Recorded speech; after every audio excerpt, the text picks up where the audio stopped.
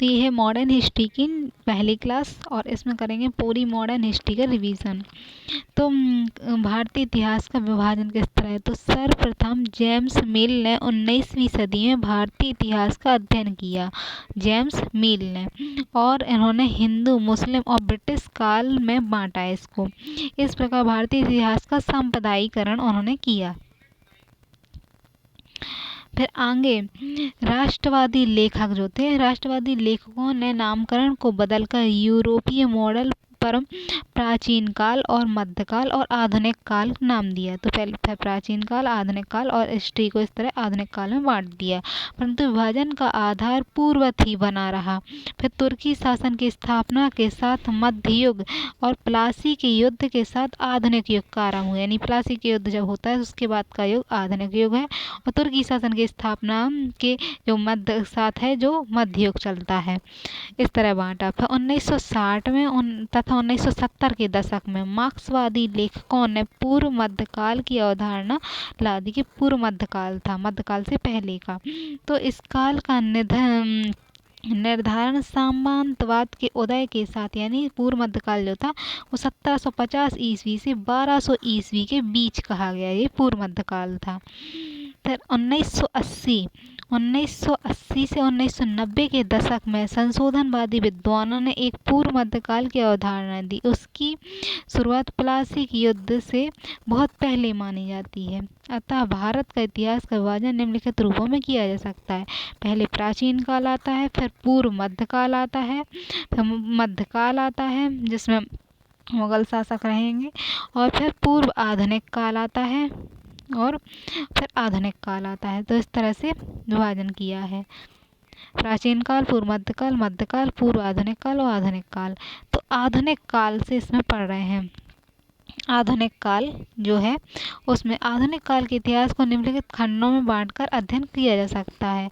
आधुनिक काल में पहले 18वीं सदी का इतिहास है, फिर उपनिवेशवाद है यानी गुलाम बनेगा भारत, फिर राष्ट्रवाद की भावनाएं, फिर स्वतंत्रता के उपरांत भारत। तो 18वीं सदी का इतिहास को हम दो भागों में बांटते हैं। 18वीं सदी का इतिहास पढ़ने वाले पहले ये वाला चैप्टर 18वीं सदी का इतिहास। तो 18वीं सदी का इतिहास को दो भागों में बांटेंगे, 18वीं सदी के पूर्वार्ध और 18वीं सदी के उत्तरार्ध, यानी 50 साल पहले का और 50 साल बाद के। तो 18वीं सदी का पूर्वार्ध के अध्ययन में हमारा बल निम्नलिखित पहलुओं पर होगा। तो पूर्वार्ध में क्या पढ़ेंगे? तो मुगल साम्राज्य का पतन हो रहा है और क्षेत्रीय राज्यों की स्थापना हो रही है। मराठे मुगल साम्राज्य को स्थापित करने के क्यों विफल रहे, मतलब मुगल साम्राज्य की जगह लेने में विफल रहे वो। 18वीं सदी के पूर्वार्ध के काल को पतन और अवनति का काल माना जाएगा, और प्रगति और नई संभावना काल भी माना जाएगा। प्रगति भी आएगी, पतन भी होगा, उत्थान भी होगा, इस तरह का काल होगा ये। तो मुगल साम्राज्य के विघटन के पश्चात भारत का राजनीतिक दृश्य इस तरह से होगा कि यहाँ सिख होंगे, ऊपर में सिख होंगे, और सिख, जाट, अवध है, ये बंगाल है, ढाका है, इस तरह से ये क्षेत्र हैं। फिर यहाँ ये ग्वालियर, बड़ौदा, पूना, इंदौर, ग्वालियर, बड़ौदा, पूना, इंदौर और नागपुर, ये मराठों की रियासतें रहेंगी पांचों। ग्वालियर होगी एक, बड़ोदरा होगी, बड़ोदरा यहाँ, और पूना, इंदौर और नागपुर यहाँ 5वें नंबर पे, इस तरह की रियासतें होंगी। फिर इसी चित्र में दिखाया गया कि मैसूर होगा यहाँ, फिर त्रावणकोर होगा और मद्रास वाला क्षेत्र यहाँ होगा। तो ये क्षेत्रों में इस तरह भारत होगा। फिर प्रथम है कि मुगल साम्राज्य के विघटन के पश्चात जब मुगलों का विघटन हो गया तो अनेक क्षेत्रीय राज्य स्थापित हुए और निम्नलिखित समूहों में बांट कर से देख सकते हैं। पहले उत्तराधिकारी राज्य, जो मुगलों के उत्तराधिकार के राज्य में हुए। तो इस राज्य के संस्थापक पुराने मुगल अधिकारी थे। इन्होंने मुगल साम्राज्य की कमजोरियों का लाभ उठाकर स्वतंत्र राज्य की स्थापना कर ली थी। इन्हें निम्नलिखित रूप में देख सकते हैं। तो पहले है बंगाल, बंगाल वाला क्षेत्र। तो बंगाल में क्या है, स्वतंत्र बंगाल राज्य का संस्थापक मुर्शीद कुली खान था। मुर्शीद कुली खान ने 1720 में बंगाल के दीवान पद पर नियुक्त हुआ और औरंगजेब की मृत्यु का फायदा उठाकर उसने बंगाल का सूबेदार पद ग्रहण कर लिया। तो पहले वो दीवान का पद पर था और फिर उसने सूबेदार बन गया और अतः वह उसे नवाब कहा गया। फिर इसमें है 1727 में 1727 में उसका उत्तराधिकारी उसका दामाद सिजाउद्दीन 1727 से 1739 ईस्वी में तक हुआ। फिर उसका उत्तराधिकारी पुत्र सरफराज खान था। तो पहले उसका दामाद जो मुर्शीद कुली खान उसका दामाद सिजाउद्दीन था और सिजाउद्दीन का जो उत्तराधिकारी हुआ उसका पुत्र सरफराज खान था। सरफराज खान को मारकर अली वर्दी खां सरफराज को उसके मारकर गद्दी पर प्राप्त कर लिया। उसने 1740 में गद्दी प्राप्त कर ली और 1756 ईस्वी तक शासन किया। 1756 तक वो शासन करेगा। फिर अवध होगा। तो अवध में क्या है, अवध में 1922 ईस्वी तक सआदत खान, तो इसका अवध का शासक सआदत खान नामक मुगल वजीर ने इसे व्यवहारिक रूप से स्वतंत्र बताया। मुगल का वजीर था ये अवध का जो सआदत खान था और इसने 1739 ईस्वी में इसकी मृत्यु के पश्चात इसका उत्तराधिकारी सफदरजंग होगा और उसने मुगल वजीर का पद मिला, उसे मुगल का वजीर का पद मिला। अतः अवध के नवाब को नवाब ए वजीर कहा गया। सफदरजंग का उत्तराधिकारी सुजाउद्दौला, तो अब ये सुजाउद्दौला है और जिससे बक्सर के युद्ध में हिस्सा लिया है। इसने बक्सर का युद्ध हुआ था उसमें हिस्सा लिया था। तो वाजिद अली शाह बेगम हयात महल के पति थे।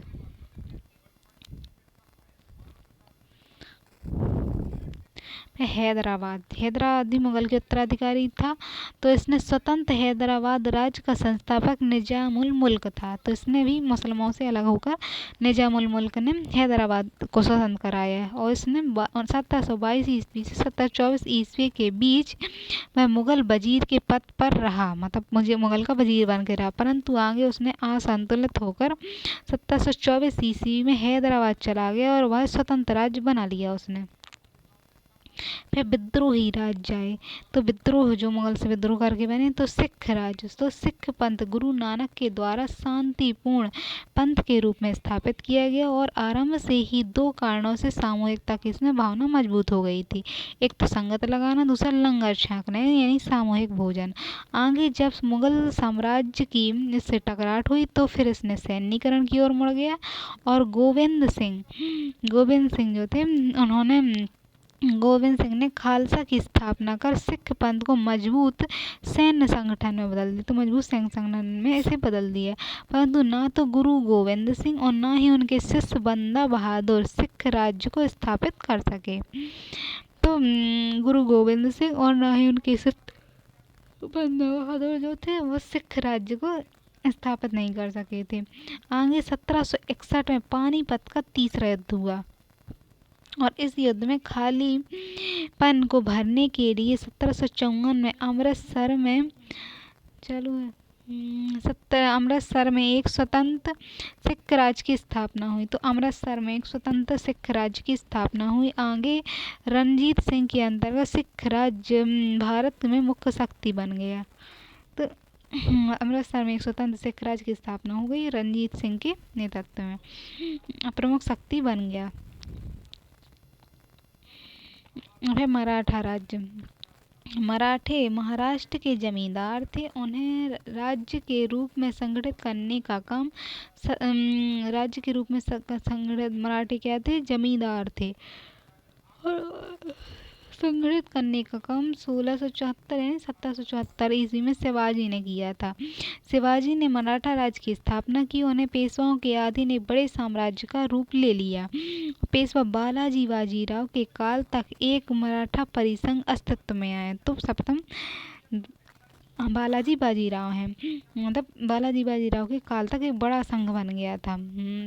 इसके केंद्र में पूना का पेशवा था और उसके अन्य घटक जो थे ग्वालियर के सिंधिया, इंदौर के होलकर, नागपुर के भोंसले, बड़ोदरा के गायकवाड़ ये सारी थे।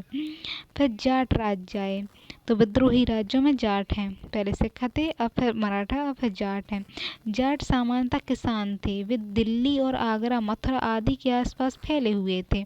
उनके बीच एक महत्वाकांक्षी जमींदार भी थे। इन्हीं में से एक गोकुल जाट ने 1667 में मुगल साम्राज्य के विरुद्ध विद्रोह किया, परंतु यह विद्रोह दबा दिया गया और फिर 1685 में राजा राम जाट ने विद्रोह किया। इनके विद्रोह को भी कुछ कठिनाइयों के बावजूद दबा दिया गया, परंतु आगे जब चूड़ामन जाट, तो राजा राम जाट ने विद्रोह किया था और गोकुल जाट ने भी किया था, लेकिन ये विफल हो गए थे। फिर चूड़ामन जाट जो थे एवं बदन सिंह के अंतर्गत जाट राज्य की स्थापना हुई। अफगान है। तो अफगान भी मुगल के विद्रोही थे। रोहिला राज्य की स्थापना अवध के उत्तर में रोहिल अफगानों द्वारा की गई थी। तो अवध के उत्तर में की गई थी रोहिला अफगानों के राज्य की स्थापना। इस राज्य से जुड़े हुए कुछ महत्वपूर्ण रोहिला सरदार नजीबुद्दौला और हाफिज अहमद खान थे। तो इस राज्य में जो महत्वपूर्ण थे वो नजीबुद्दौला और हाफिज अहमद खान हुए। हाफिज अहमद खान थे। मुगल राज्य की परिधि के बाहर के राज्य, मुगलों की जो परिधि थी उसके बाहर के राज्य कौन थे? तो मैसूर था। यह विजयनगर साम्राज्य का उत्तराधिकारी राज्य था। ओडियार वंश का शासन था यहाँ, परंतु एक सैन्य कमांडर हैदर अली ने इसकी सत्ता छीन ली और हैदर अली उसके उत्तराधिकारी टीपू सुल्तान के अधीन एक शक्तिशाली मैसूर राज्य की स्थापना हो गई थी। फिर कालीकट में जमोरिन की सत्ता स्थापित थी और यह विदेश व्यापार के लिए प्रसिद्ध था। फिर त्रावणकोर, केरल क्षेत्र में त्रावणकोर मार्तंड वर्मा एवं राम वर्मा के अधीन महत्वपूर्ण राज्य के रूप में स्थापित हुआ। मार्तंड वर्मा को श्रेय दिया जाता है कि उसने डचों को पराजित कर भारत से बाहर खदेड़ दिया था। 18वीं सदी का विवाद। 18वीं सदी में क्या विवाद हुआ? तो इस युग में अंधकार युग के रूप में चरित्र करने के आधार हैं। तो 18वीं सदी का विवाद क्यों है कि इस अवधि में 18वीं सदी के पूर्वार्ध में राजनीतिक घटना के काल के रूप में चिन्हित किया जाता है। इसे आर्थिक विघटन का काल भी समझा जाता है, यानी आर्थिक रूप से विघटन होता है और राजनीतिक विघटन भी हो रहा था, राजनीति भी खत्म हो रही थी, यानी केंद्रीकरण खत्म हो रहा था मुगल सत्ता का। परंतु अंधकार के युग की अवधारणा को निम्नलिखित आधार पर समझ सकते हैं, अस्वीकार भी कर सकते हैं। यद्यपि मुगल साम्राज्य विकसित हो रहा था, परंतु उत्तराधिकारी राज्य और साथ ही साथ कुछ अन्य राज्य अपने संबंधित राज्यों में कुशल सरकार प्रदान कर रहे थे। जो छोटे अधीनस्थ राज्य थे वो छोटे तो कुशल सरकार प्रदान कर रहे थे। यहाँ तक कि आर्थिक मोर्चे पर भी निम्नलिखित कारणों से विघटन के काल के रूप में नहीं देखा जाना चाहिए। तो आर्थिक विघटन भी कि नहीं, क्योंकि यूरोपीय कंपनियों की भूमिका व्यापार का, यूरोपीय कंपनियों के साथ व्यापार हो रहा था, भारत का व्यापार का विस्तार हुआ था। फिर नकदी फसलों के उत्पादन का विस्तार हुआ, तो नकदी फसलें बिकने लगी और भारत में पैसा आने लगा था। फिर मराठे मुगल साम्राज्य को विस्थापित कर भारत को एक वैकल्पिक साम्राज्य देने में क्यों विफल रहे? तो मराठा राज्य का दक्षिण भारत से उत्तर भारत की ओर तेजी से विस्तार हुआ। एक समय ऐसा आया कि यह अखिल भारतीय आकार लेता हुआ प्रतीत हुआ। ऐसा लगने लगा था कि यह मुगल साम्राज्य का विकल्प दे सकेगा, परंतु अपनी संस्थागत कमजोरी और संस्थागत दुर्बलता या नीतिगत कमजोरियों के कारण यह साम्राज्य बनने में विफल हो गया। इसमें निम्नलिखित रूप में समझ सकते हैं। तो ये विफल हो गया। जब मराठा परिसंघ का सामंती चरित्र, मराठा संघ है जो मराठा परिसंघ, उसका सामंती चरित्र कैसा है? मराठा परिसंघ के केंद्र में पेशवा, तो इसके केंद्र में पेशवा था और इसके इर्द गिर्द अन्य घटक जैसे सिंधिया हैं, होलकर हैं, तो ये थे गोखले हैं, होलकर हैं, गायकवाड़ हैं। ये धीरे धीरे शक्तियाँ एवं महत्वाकांक्षाएं इनकी बढ़ गई थी और केंद्र शक्ति कमजोर पड़ गई थी। फिर कमजोर वित्त आधार, यानी चूंकि मराठा राज्य का वित्त आधार कमजोर था, इसलिए अतिरिक्त आमदनी के लिए वे चौथा और सरदेशमुखी पर निर्भर, ये कर थे चौथा सरदेशमुखी, उन पर निर्भर थे। इस कारण मराठा राज्य चरित्र सैन्य और सामंती हो गया था, सैनिकों की ओर सामंती व्यवस्था आ गई थी। फिर मराठा राज्य के द्वारा आर्थिक गतिविधियों को प्रोत्साहन नहीं दिया गया, यानी रोमन साम्राज्य की तरह मराठा साम्राज्य भी बाहर से प्राप्त धन पर निर्भर बना रहा और इसने कृष्णा और तुंगभद्रा एवं गंगा यमुना द्वीप के उपजाऊ भूभाग पर प्रत्यक्ष नियंत्रण स्थापित कर कृषि के विकास में रुचि नहीं दिखाई। संकट के समय मराठा संयुक्त मोर्चा बनाने में विफल रहे, अतः इसका ज्वलंत उदाहरण है पानीपत का तीसरा युद्ध। फिर सुस्पष्ट करना है कि मध्य 18वीं सदी का भारत विखंडित राजतंत्र की छाया तक किस प्रकार ग्रसित था, यानी मराठा जो परिसंघ है वो विखंडित राज्य की छाया से किस प्रकार था। तो 18वीं सदी के मध्य में भारत की राजनीतिक परिदृश्य का महत्वपूर्ण लक्षण था कि बहुराज्यीय व्यवस्था का उद्भव। यह वह काल था जब एक तरफ शक्तिशाली मुगल साम्राज्य विकसित हो रहा था, शक्तिशाली मुगल साम्राज्य यहाँ विकसित हो रहा और अनेक छोटे छोटे क्षेत्रीय राज्य स्थापित हो चुके थे। इन राज्यों को हम दो समूहों में बांट कर देख सकते हैं, एक है उत्तराधिकारी राज्य, एक विद्रोही शक्तियों द्वारा स्थापित राज्य। तो एक उत्तराधिकारी राज्य, एक विद्रोह जो शक्तियाँ हैं, विद्रोही शक्तियाँ, उनके द्वारा स्थापित राज्य हैं। पहले समूह में हम अवध, बंगाल, हैदराबाद जैसे राज्यों की गणना कर सकते हैं। तो पहले समूह में अवध की गणना, बंगाल की और हैदराबाद की गणना कर सकते हैं, जो विद्रोही शक्तियों द्वारा स्थापित उत्तराधिकारी थे। ये राज्य स्वयं मुगल अधिकारियों के द्वारा स्थापित किए गए थे। उदाहरण के लिए बंगाल में कौन था, बंगाल में मुर्शीद कुली खान थे और अवध में सादत खान थे, हैदराबाद में निजामुद्दीन मुल्क थे। इस प्रकार विद्रोह राज्य में हम सिख राज्य विद्रोह के साथ जो बने थे वो उसमें सिख थे, मराठे थे और फिर जाट राज्य थे, अफगान थे। ये विद्रोह की गणना कर सकते हैं। इन राज्यों की स्वतंत्रता के बाद मुगल साम्राज्य महज नाम मात्र का रह गया था, उसकी वास्तविक संप्रभुता समाप्त हो चुकी थी। सबसे बढ़कर इन राज्यों के बीच प्रतिस्पर्धा और बेमनस्यता थी। इसका लाभ ब्रिटिश कंपनी को उठाया, यानी इनके बीच की प्रतिस्पर्धा थी और बेमनस्यता थी, तो उसका लाभ ब्रिटिश कंपनी ने उठाया।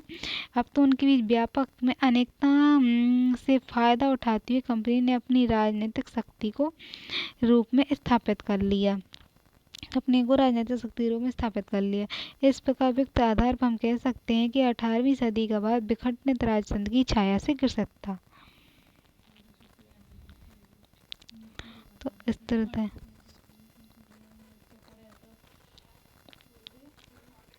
अब 18वीं सदी का उत्तरार्ध, 18वीं सदी के जो 50 साल के बाद वाला साल है।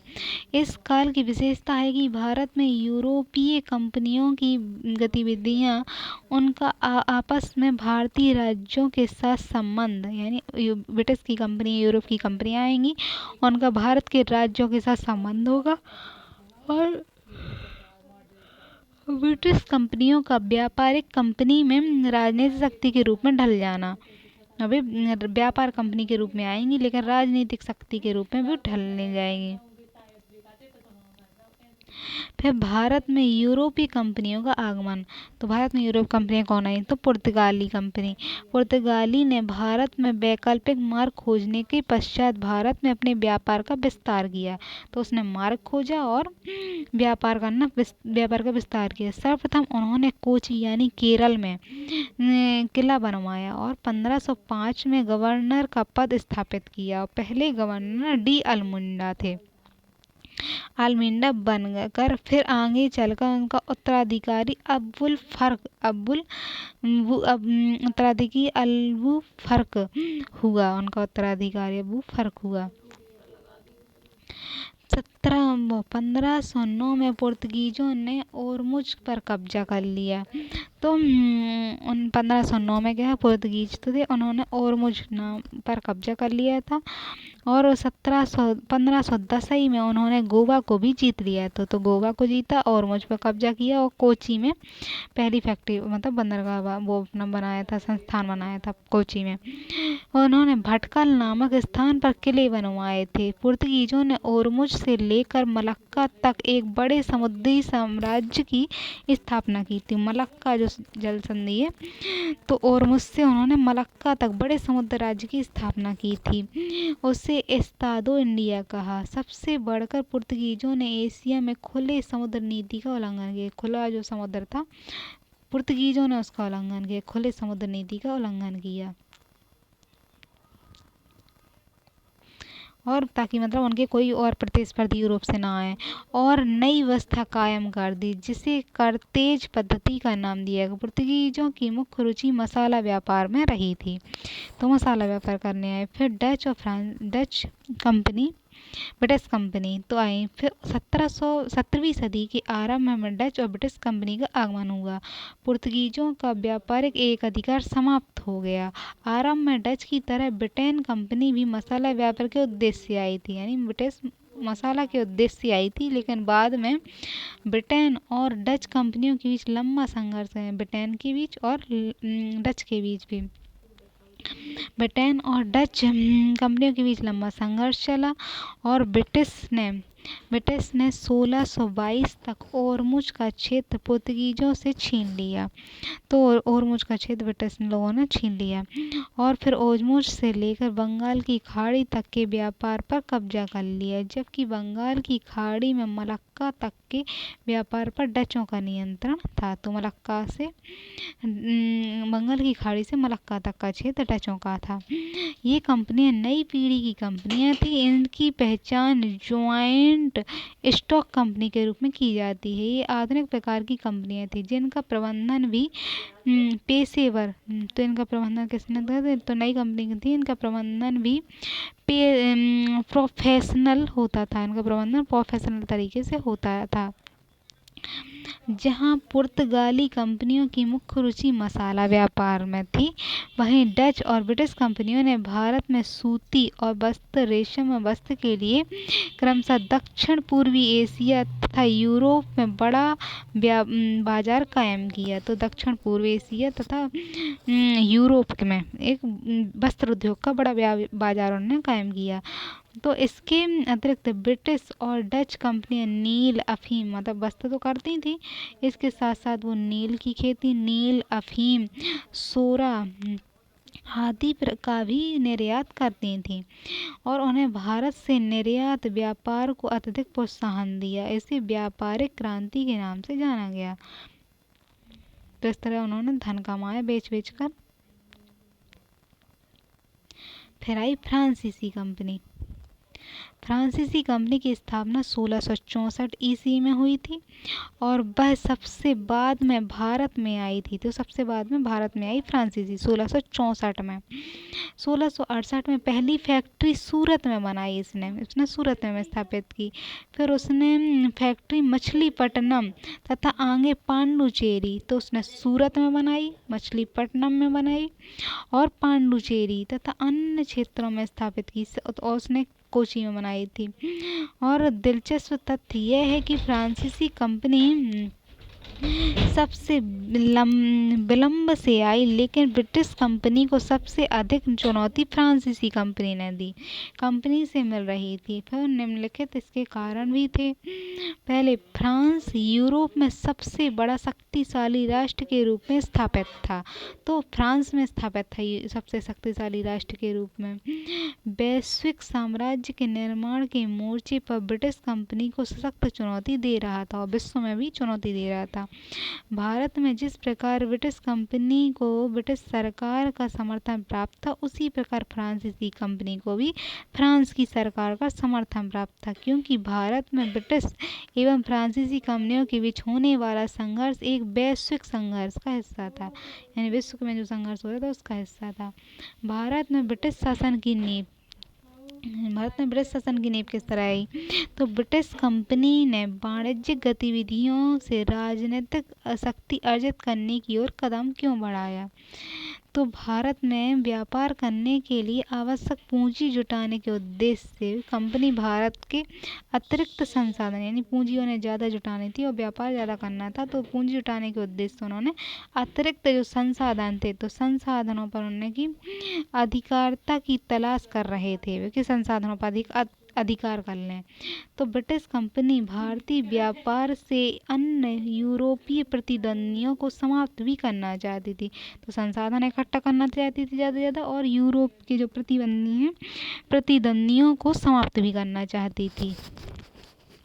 तो कर्नाटक युद्ध हुआ।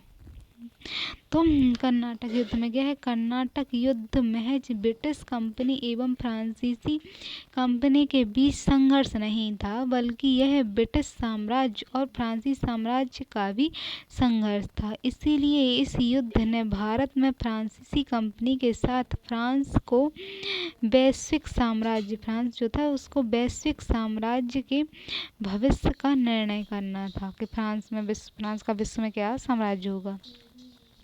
भारत में कर्नाटक युद्ध के लिए एक ही कारक अधिक उत्तरदायी थे, मतलब भारत में जो कर्नाटक के युद्ध हुए तो इसके लिए एक से अधिक कारक उत्तरदायी थे। तो इस पहला कारक के रूप में यूरोपीय प्रश्न से जुड़ा हुआ, यूरोप में जो युद्ध हो रहे थे उससे जुड़ा था फ्रांस और ब्रिटेन के बीच। फिर ये युद्ध फ्रांसीसी और ब्रिटिश कंपनियों की राजनीतिक महत्वाकांक्षा से जुड़े हुए थे, तो यूरोप से जुड़े थे और फ्रांसीसी राजनीतिक महत्वाकांक्षाओं से जुड़े थे। कर्नाटक युद्ध का एक उद्देश्य फ्रांसीसी और ब्रिटिश कंपनियों के द्वारा दक्षिण के व्यापार पर नियंत्रण, यानी भारत में दक्षिण के व्यापार पर नियंत्रण भी करना था। तो प्रथम कर्नाटक युद्ध 1744 से 1748 ईस्वी में हुआ। प्रथम कर्नाटक युद्ध 1744 से 1748 में हुआ। यह यूरोप में ऑस्ट्रेलिया के उत्तराधिकारी के मुद्दे पर आरंभ हुआ था। तो यूरोप में ऑस्ट्रेलिया के ऑस्ट्रिया यूरोप में हुआ था, तो ऑस्ट्रिया जो था राज्य था एक, उसके उत्तराधिकारी के मुद्दे पर आरंभ हुआ था पहला 1744 से 48 के बीच। और भारत में दोनों कंपनियों के बीच अनिर्णय रहा, मतलब भारत में भी युद्ध हुआ लेकिन अनिर्णय रहा। यह विशेष कर सेंट टोमे के युद्ध के लिए प्रसिद्ध है, जिसमें भारतीयों की तुलना में यूरोपीय युद्ध तकनीक को श्रेष्ठता सिद्ध कर दी कि यूरोप की जो तकनीक है वो ज़्यादा श्रेष्ठ है। फिर द्वितीय युद्ध 1749 से 54 के बीच हुआ। यह यूरोपीय कंपनियों की महत्वाकांक्षा के कारण आरंभ हुआ था, क्योंकि इन कंपनियों द्वारा हैदराबाद और कर्नाटक के मामले में हस्तक्षेप किया गया था। तो हैदराबाद है और कर्नाटक के मामले में हस्तक्षेप किया गया था। इस युद्ध के परिणाम स्वरूप हैदराबाद पर फ्रांसीसी कंपनी और कर्नाटक पर ब्रिटिश कंपनी का वर्चस्व हो गया था। तो इसमें कर्नाटक पर ब्रिटिश कंपनी और फ्रांसीसी कंपनी का वर्चस्व हो गया था। कर्नाटक पर ब्रिटिश कंपनी का वर्चस्व हो गया था। तो इस तरह से ये युद्ध था। फिर तीसरा युद्ध 1758 से 63 में हुआ। तीसरा कर्नाटक युद्ध यूरोपीय प्रश्न के साथ आरंभ हुआ था, क्योंकि यह युद्ध यूरोप में हो रहे सप्तवर्षीय युद्ध का हिस्सा था। इस युद्ध में डुप्ले जो था एक दूरदर्शी अधिकारी था, फ्रांस का दूरदर्शी अधिकारी था। उसकी अनुपस्थिति एवं फ्रांसीसी सरकार के अत्यधिक हस्तक्षेप, तो डुप्ले का अनुपस्थिति हो गई थी इसमें और वो फ्रांसीसी सरकार बहुत हस्तक्षेप कर रही थी। इसके कारण फ्रांसीसी कंपनी की स्थिति कमजोर हो गई और 1760 में बंडीवास के युद्ध में फ्रांसीसी कंपनी बंडीवास के युद्ध में फ्रांसीसी कंपनी निर्णायक रूप से पराजित हो गई। अतः भारत में अपने राजनीतिक वर्चस्व स्थापित करने का उसका सपना समाप्त हो गया, तो फ्रांसीसी यहाँ हार गए।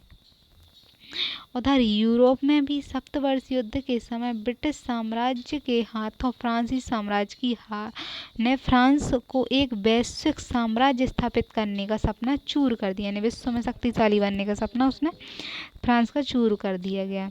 क्योंकि इस युद्ध में फ्रांस की हार के कारण उसके हाथों से एक तरफ कनाडा और दूसरी तरफ भारत जैसे महत्वपूर्ण क्षेत्र निकल गए। तो 2 जगह हार हो गई इसकी। भारत और ब्रिटिश शासन की स्थापना, भारत में ब्रिटिश शासन की स्थापना किस तरह से हुई है? तो कंपनी के मामले में उसने, ब्रिटेन ने सबको हरा दिया, शासन की स्थापना हुई। तो सफलता के क्या कारण थे? तो ब्रिटिश कंपनी व्यापारिक रूप से अधिक पेशेवर और सफल थी। व्यापारिक कंपनी अधिक पेशेवर थी, व्यापार में पेशेवर और सफल थी। फ्रांसीसी कंपनियों के विपरीत ब्रिटिश कंपनी एक ज्वाइंट सॉफ्ट कंपनी थी। फ्रांसीसी कंपनी के विपरीत ब्रिटिश जो थी वो ज्वाइंट सॉफ्ट कंपनी थी, इसलिए उसे सरकार की अनुमति हस्तक्षेप कम था, यानी उसका में सरकार का हस्तक्षेप कम था। फिर ब्रिटिश कंपनी को समक्ष अधिकारियों जैसे क्लाइव और सर आर्कूट जैसी सेवा मिली थी। तो क्लाइव की सेवा मिली थी ब्रिटिश कंपनी को और आर्कूट की सेवा मिली थी, तो ये अधिकारी अच्छे थे। फिर बंगाल के संसाधन जो थे उसने ब्रिटिश कंपनी को लाभान्वित किया था। तो यूरोपीय कंपनियों के आगमन का क्रम, तो सबसे पहले पुर्तगीज, फिर डच, फिर ब्रिटिश, डेनिश, फ्रांसीसी। कर्नाटक युद्ध ने ब्रिटिश और फ्रांसीसी कंपनी का भारत के अंदर ही नहीं बल्कि भारत के बाहर भी ब्रिटिश एवं फ्रांसीसी साम्राज्य के भविष्य का फैसला कर दिया। इसका परीक्षण करना है। यद्यपि कर्नाटक युद्ध भारत में लड़ा गया था, परंतु इसकी जड़ भारत से बाहर यूरोप में थी। तो वो भारत में लड़ा गया था, इसकी जड़ यूरोप में थी। यह युद्ध उस संघर्ष का हिस्सा था जो ब्रिटेन और फ्रांस के बीच वैश्विक साम्राज्य के लिए लड़ रहा था। तो विश्व में साम्राज्य बनाने के लिए लड़ा जा रहा था। इसलिए भारत में फ्रांसीसी कंपनी का भविष्य फ्रांसीसी साम्राज्य के भविष्य पर निर्भर करता है। तो जो भविष्य फ्रांसीसी साम्राज्य का भविष्य पर निर्भर था। भारत में फ्रांसीसी गवर्नर डुप्ले था, फ्रांस का गवर्नर डुप्ले था और फ्रांसीसी कंपनी को वो व्यापारिक गतिविधियों से राजनीतिक वर्चस्व की दिशा में मोड़ दिया था उसने, यानी व्यापार की कंपनी गतिविधियों से राजनीति की ओर मोड़ दिया था उसने, डुप्ले ने। इस नीति की अभिव्यक्ति द्वितीय कर्नाटक युद्ध में तब हुई जब डुप्ले ने हैदराबाद एवं कर्नाटक के राज्य पर फ्रांसीसी नियंत्रण स्थापित करने का प्रयास किया। तो उसने कर्नाटक पर और हैदराबाद पर अपना नियंत्रण स्थापित किया, परंतु फ्रांसीसी सरकार ने अनावश्यक हस्तक्षेप किया और ब्रिटिश कंपनी के चुस्त प्रबंधन एवं बेहतर संसाधन के कारण अपनी पिछड़ गई। और फिर ब्रिटिश का प्रबंधन अच्छा था और उनका बेहतर संसाधन भी थे, तो इस कारण फिर ये कंपनी पिछड़ गई।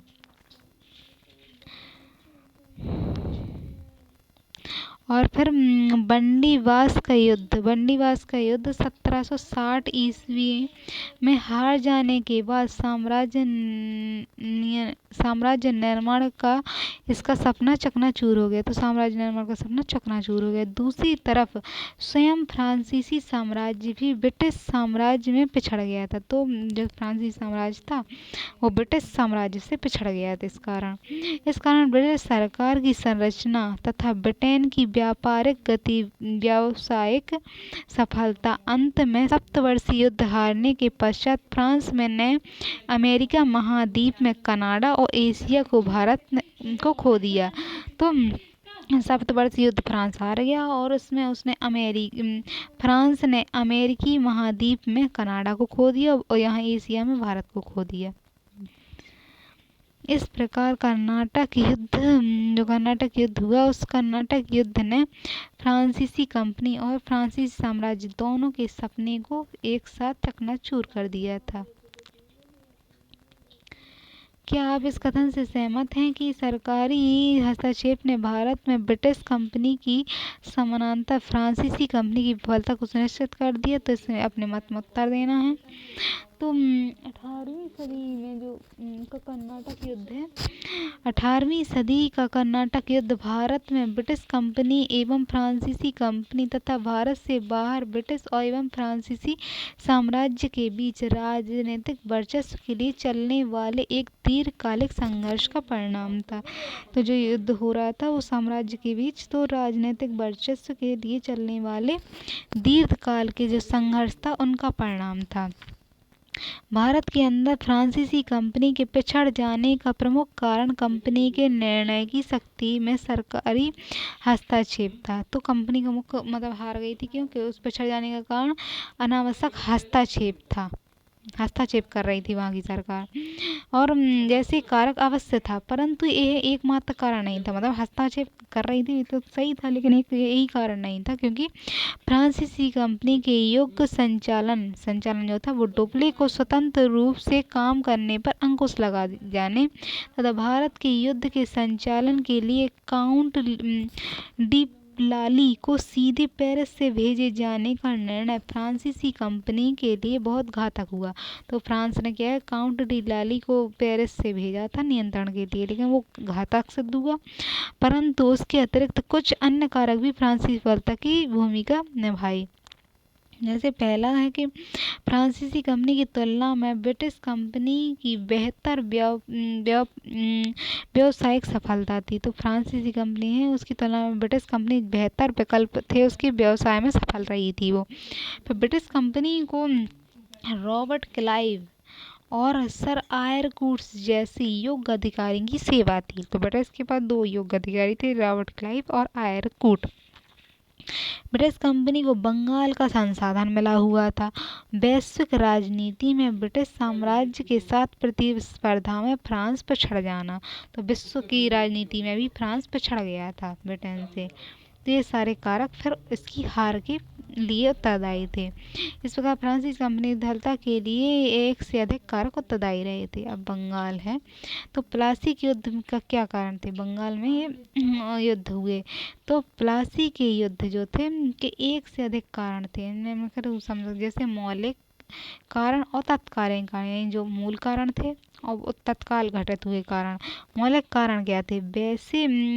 ये वैसे कारण थे जो बंगाल के नवाबों को आरंभ से ही परेशान कर रहे थे, यानी पहले से थे, और ये निम्न थे। इसमें नवाब मुर्शीद कुली खां के समय से ही दस्तक के दुरुपयोग का मुद्दा एक ज्वलंत मुद्दा था। तो मुर्शीद कुली खान जो थे उनके समय से, मुर्शीद कुली खान के समय से ही दस्तक के दुरुपयोग का मुद्दा एक ज्वलंत मुद्दा था, यानी अंग्रेजों पर जो टैक्स नहीं व्यापार के लिए था वो नहीं लगता था, तो पहले से ही ज्वलंत मुद्दा था। उसी प्रकार नवाब के दरबार के अधिकारियों की गुटबंदी, बंगाल के व्यापारी और बैंकरों का असंतोष भी कोई नया मुद्दा नहीं था, यानी व्यापारी असंतुष्ट थे इस कारण से क्योंकि उन पर टैक्स लगता था, बैंकर हैं तो उन पर उनका भी असंतोष था, और अधिकारियों की गुटबंदी थी। ये सारे कारण थे वहाँ। फिर तत्कालिक कारण क्या हुए? परंतु दो कारणों से बंगाल की स्थिति बिगड़ती चली गई।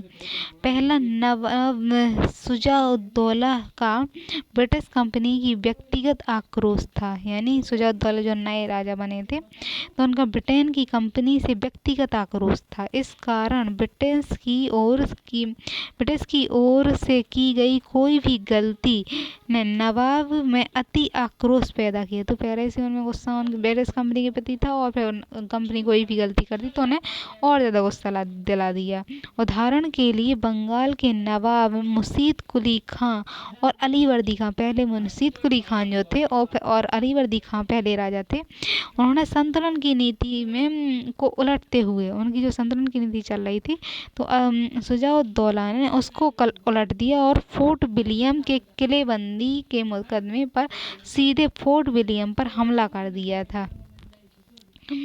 फिर नए नवाब में अनुभव की कमी थी, उन्हें अनुभव नहीं था कि ब्रिटिश के लोग कैसे काम करते हैं, जिसके कारण वह दरबार की गुटबंदी गुट बने हुए तो वो नहीं समझ सके, और वहीं दूसरी तरफ ब्रिटिश कंपनी ने भी इसका फायदा उठाया, नवाब के अधिकारियों को अपने पक्ष में कर लिया तथा युद्ध की स्थिति उत्पन्न कर दी और युद्ध होने को मजबूर हो गया। फिर प्लासी युद्ध का प्रभाव क्या था? कंपनी द्वारा बंगाल के नवाब पर अपना वर्चस्व स्थापित कर लिया। तो कंपनी द्वारा बंगाल के नवाब पर अपना वर्चस्व स्थापित कर लिया था। तो कंपनी द्वारा बंगाल के नवाब पर अपना वर्चस्व स्थापित कर लिया था। यानी कंपनी ने अपना नवाब बिठारा। कंपनी बंगाल के व्यापार और वित्त पोषण के लिए बृहद संसाधन प्राप्त करती है, यानी बंगाल से अब बहुत सारे संसाधन और वो सारे प्राप्त कर लिए थे उसने। फिर कंपनी अपनी यूरोपीय प्रतिद्वंदियों को बंगाल से बाहर कर सकी और इसी कारण वो बंगाल से और फिर बाद में पूरे देश से उन्होंने बाहर कर दिया इनको। हमें 1760 में बंगाल के नवाब में परिवर्तन हुआ। 1760 में तो नवाब जो थे पहले मीर जाफर को बनाया गया था, तो मीर जाफर को हटाकर जो मीर जाफर नवाब बना था, तो मीर जाफर को हटाकर मीर कासिम उसके दामाद को बंगाल का नया नवाब बनाया गया। और ब्रिटिश कंपनी इस घटना को बंगाल क्रांति के रूप में निरूपित करती है, परंतु यह किसी भी दृष्टिकोण से क्रांति नहीं थी। अब नए नवाब और कंपनी के मध्य संघर्ष हुआ। जो नए नवाब मीर कासिम बन गए थे और मीर कासिम के बीच बक्सर का युद्ध होगा कंपनी के साथ। तो नया नवाब जो बना, पहले जो बना था जाफर, तो वो कंपनी के साथ काम कर रहा था, फिर नया वो काम अच्छा नहीं कर रहा था, तो नया नवाब बनाया गया। तो नया नवाब स्वतंत्र शासक की तरह व्यवहार करने के लिए दृढ़ प्रतिबद्ध था कि वो स्वतंत्र रूप से काम करेगा। उसे अपनी राजधानी मुर्शिदाबाद से बिहार के मुंगेर में स्थानांतरित कर दी। तो मुर्शिदाबाद से बिहार ले गया वो राजधानी। उसने वहाँ एक गन फैक्ट्री डाली, तो गन की फैक्ट्री स्थापित की। उसने मुगल बादशाह शाह आलम द्वितीय से शासन करने में मदद मांगी। तो मुगल को बादशाह जो था, मुगल बादशाह शाह आलम, तो शाह आलम द्वितीय से उसने अपनी मदद करने के लिए मदद मांगी थी। उसने दस्तक के दुरुपयोग पर अंकुश लगा दिया, यानी जो टैक्स लग रहा था केवल और सबसे लग रहा था, अंग्रेज से नहीं लग रहा था, उसने इस दुरुपयोग को क्या किया, बंद कर दिया, यानी दस्तक की प्रणाली ही बंद करी, किसी से भी टैक्स नहीं लिया अब। तो व्यापार सबका एक समान चलेगा। तो बक्सर के युद्ध का प्रभाव गया था, तो युद्ध होना पड़ा। फिर कंपनी व्यापारिक कंपनी से राजनीतिक शक्ति के रूप में स्थापित हो गई। तो जो कंपनी थी वो व्यापार से अब राजनीति की ओर बढ़ी। कंपनी के नियंत्रण केवल बंगाल पर नहीं बल्कि अवध और मुगल शासक मुगल शासक शाह आलम द्वितीय पर भी हो गया था। तो पहले कंपनी जो था, कंपनी का नेतृत्व बंगाल पर ही नहीं हुआ बल्कि अवध पे भी हो गया जब बक्सर का युद्ध हुआ, और मुगल जो शासक शाह आलम था तो वो भी लड़ा था, तो शाह आलम द्वितीय पर भी हो गया था। कंपनी ने बंगाल की दीवानी प्राप्त करने के बाद भारतीय व्यापार के वित्त पोषण की समस्या सुलझा दी। तो दीवानी जब प्राप्त कर ली कंपनी ने बंगाल की, और तो उसकी वित्त पोषण की समस्या सुलझ गई।